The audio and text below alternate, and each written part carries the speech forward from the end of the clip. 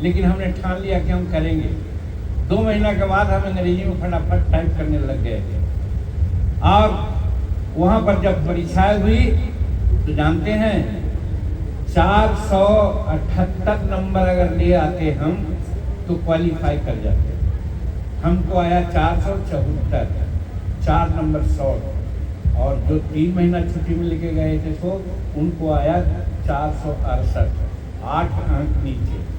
अब आप बता दीजिए, हम यही कहा वहाँ पर ऑफिस में 3 महीना भाग गए छुट्टी लेकर के लाज से। तो मेरा कहने का मतलब है कि हम गरीबों में मेधा की कमी नहीं है, हमको आप अपॉर्चुनिटी नहीं दे रहे हैं, अवसर नहीं दे रहे हैं। ये साजिश है, हम तो कहते हैं सरकार की साजिश है।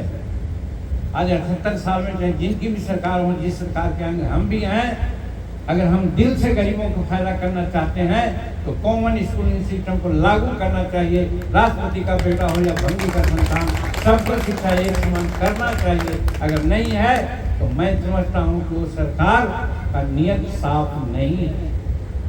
इसलिए मैं कहता हूँ कि सरकार की तरफ से भी आज हम पर प्रहार किया जा रहा है, समाज की ओर से किया ही जा रहा है। और एक चर्चा किया हुआ है डबल फ्रांचाइजी, दोहरी नागरिकता। 1932 में जब पूना पैक्ट का मसौदा आया तो हमारे भीमराव अंबेडकर साहब विदक गए, लेकिन ये क्या आया है, हम इस पर दस्तखत नहीं करेंगे। क्यों? कि भाई हम चाहते हैं कि शेड्यूल कास्ट कॉन्फ्रेंसी में शेड्यूल कास्ट ही वोटर हो, शेड्यूल कास्ट ही प्रतिनिधि हो। हम उसको जब वोट देंगे और वो हमारे वोट से जीत के जाएगा तो हमारा काम करेगा। आज घालमेल हो गया। बापूजी उपवास पर चले गए, नाम नहीं लेंगे। उस समय के मूर्धन्य नेतागण ने कहा, अंबेडकर बाबा मर जाएंगे महात्मा जी तो समूचे दलितों को लोग उजाड़ देगा हिंदुस्तान में, कहाँ हो तुम। बाबा के दिल में दर्द हुआ और उन्होंने पूना पैक्ट पर दस्तखत कर दिया और अपनी जीवनी में लिखा है, उन्होंने आपको पढ़ा हुआ कि मैं जब पूना पैक्ट पर दस्तखत कर रहा था तो मेरे आंख से आंसू आ रहे थे। उस आंसू को न हमारा समाज पहचाना और ना हमारी सरकार पहचानी। आज हम हैं, हम पर भी इल्जाम आता है। जब फतेहपुर से जीते थे तो कहते थे कि सवर्णों के पक्ष में काम करते हैं, क्योंकि वहां सवर्ण के लोग ज्यादा मुखातिब थे, वोट देते थे तो हम उनके लिए करते थे। जब 12 चट्टी में चुनाव जीते तो कहेंगे ये तो बैकवर्डों के पक्ष में काम करते हैं, इसलिए कि वहां बैकवर्ड की संख्या ज्यादा है। तोहमत आने लगी। तोहमत क्यों? अगर शेड्यूल कास्ट को ही वोट देने का होता तो ऐसा नहीं कहता हम शेड्यूल कास्ट के पक्ष में काम करते हैं। नहीं तो हम काम करते थे। जब चापाकल देने की बात आई तो 100 चापाकल मिला तो 70 चापाकल हम शेड्यूल कास्ट को दिया। नाम नहीं लेंगे आई जी तो यही हमारी सब वोट जीते हाल हो कि हम नहीं क्या है कुछ चापाकल दिलो सब दिलो नहीं। अब बताइए कितनी बदनीयत है हम लोग। उनके पास चापाकल है, उनका गौशाला में चापाकल है, सिर्फ उनके सामने चापाकल नहीं है तो जरूरत है। और जहाँ 100 घर हमारे दलित लोग रहते हैं कोई चापाकल नहीं था, दे दिया तो हम बहुत अन्याय किया। तो जहाँ इस प्रकार की भावना है वहाँ पर तो आवश्यकता इस बात की थी। हम डर गए। बाद में जब हमने दिया अलॉटमेंट तो हम उलट दिया। दिल रोता था लेकिन डर था चुनाव का, भैया ये लोग वोट ना देंगे तो सच्चे में नहीं हम जीतेंगे। तो इसलिए हम उनके डर से उन पर काम किया। तो मैं अनुभव से कहता हूँ कि अगर दोहरी नागरिकता रहती, डबल मतदाता सूची की बात रहती तो जीतन मांझी डरने वाला नहीं था। 100 में 100 दे देता, अपने शेड्यूल कास्ट के घरों में चापाकल दे देता। तब कोई हमारे शेड्यूल कास्ट के लोग नहीं कहने आते कि हमारे घर में चापाकल ना है, हमारा घर में नाली ना है, हमारा घर में गली ना है। इस चीज को अम्बेडकर साहब ने पहचाना था और डबल मतदाता सूची की बात की थी।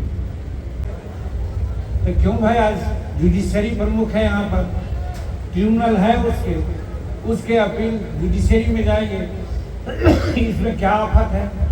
कहने का मतलब इंडियन लॉ के अनुसार वक्फ बिल को पारित किया गया है और गरीबों के मैनेजमेंट, उसका धर्म संपत्ति है उसके मैनेजमेंट के लिए किया गया है, न कि किसी धर्म पर प्रहार किया गया है। मैं भी मुस्लिम धर्म को आदर करता हूँ, बहुत से उसकी बातें हैं जिसको मैं मानता हूँ, लेकिन ये जो बिल पास हुआ है कोई गलत नहीं हुआ है। अगर गलत होता तो इकबाल भाई हमको कहने में तनी भी नहीं बात आती, हम कहते कि हमारी सरकार ने गलती की है, जैसे हुआ था। महिलाओं के बारे में बात आई या एक बात आई है जिस पर मेरा रिजर्वेशन है कि हिंदुओं के मठ और उसके संस्था में दूसरे जात दूसरे धर्म के लोग क्यों नहीं हैं, क्यों वक्फ में दूसरे लोग आएंगे? इस बात को मैं मानता हूँ, नहीं होना चाहिए ऐसा। और मैं लास्ट तक संशोधन के लिए भी लड़ूंगा और कहूँगा कि जब मुसलमान की संस्था है तो मुसलमान की संस्था में मुसलमान ही रहे, हिंदू की संस्था में जिस तरह से हिंदू लोग हैं दूसरे लोग नहीं हैं, उसी प्रकार से वहाँ भी होना चाहिए। और नहीं तो जब उनके संस्था में गैर मुस्लिम जा सकते हैं तो फिर हिंदू के भी संस्था में गैर मुस्लिम हिंदू जाए, ऐसा हो तब मैं मानता हूँ यहाँ पर सरकार की कोई है दिक्कत, इस चीज़ को मैं मानता हूँ। मेरा कहने का मतलब है कि हम तो इसी लाइन पर चाहते हैं कि मुखिया मुख्य चाहिए, खान पान में एक, पालक पोषक सगल जग, तुलसी सहित विवेक। उस विवेक के आधार पर हम सोचते हैं, इसमें गुण दोष के आधार पर बात करते हैं। इसको धार्मिक चश्मे से हम नहीं देखते हैं, इसको विकास और मैनेजरियल चश्मे से देख करके हम उस पर दस्तखत किया है, ये सारी बातें हैं। और गया के विकास के बारे में कुछ नहीं कहना है मेरे भाइयों, जब प्रधानमंत्री जी का नजरिया है। यही बात सांसद कोटा का क्या मैं पुणे से आवे, वहाँ फिर दिल्ली आवे, लेकिन अभी कुछ बीजेपी नेताओं की बात आई कि प्रधानमंत्री जी के सचिवालय से आया है कि मधुबनी के मंच पर जीतन मांझी भी रहें। ये प्रधानमंत्री जी का हमारे प्रति लगाव है, प्यार है, प्रतिष्ठा है।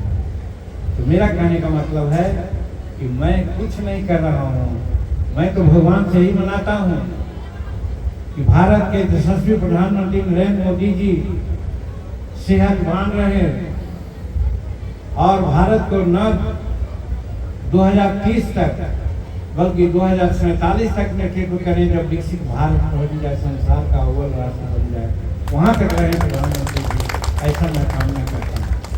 इसलिए मेरे दोस्तों, ये सारा काम यहाँ का हो रहा है सब प्रधानमंत्री जी के कलम पूरा है। एक बात